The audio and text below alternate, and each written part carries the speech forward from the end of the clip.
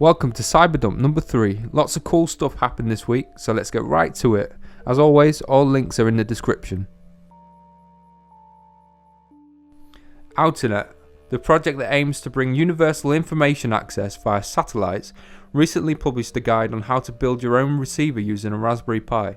You'll still need a specialised tuner and satellite dish, but don't you think there's something really cool about the idea of libraries in space? Researchers at the Monash Centre for Atomically Thin Materials have discovered a new sponge-like graphene elastomer that could be used to create soft, tactile robots and highly sensitive prosthetic hands, amongst other things. Speaking of prosthetics, Johns Hopkins Applied Physics Lab have pioneered a new technique for attaching advanced modular prosthetics to amputees, allowing for an extremely secure fit and greater levels of operability. Researchers say that the bone anchoring device induces a physical response in the body so that it actually becomes part of the bone. I think we all know where this is heading.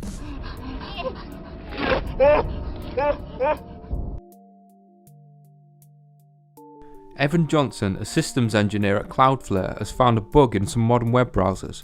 It turns out that if you add a huge favicon to a website, some browsers won't check the size, and it will just keep loading the file directly into the RAM until the browser or the operating system crash.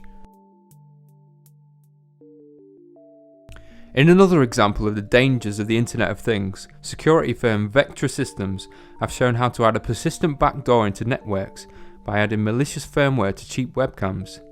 The irony is that many people who add these networked cameras to their systems do so usually for security reasons, not knowing that the little computers inside them are potentially harmful.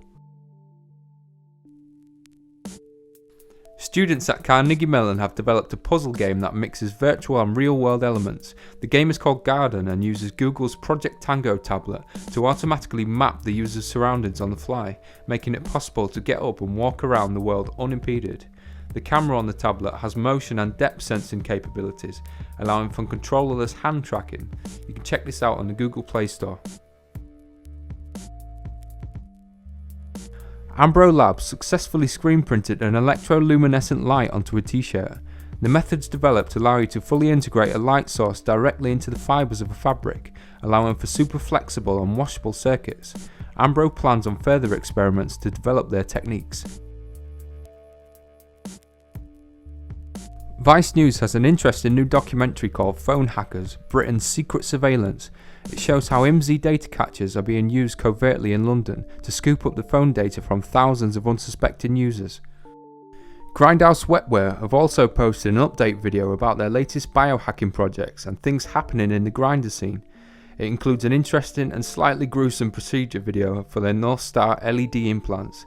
You have been warned.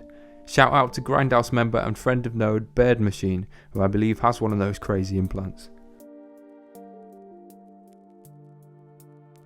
This week we have a guide for creating an automatic packet capturing computer by combining a Raspberry Pi Zero with a hardware LAN tap.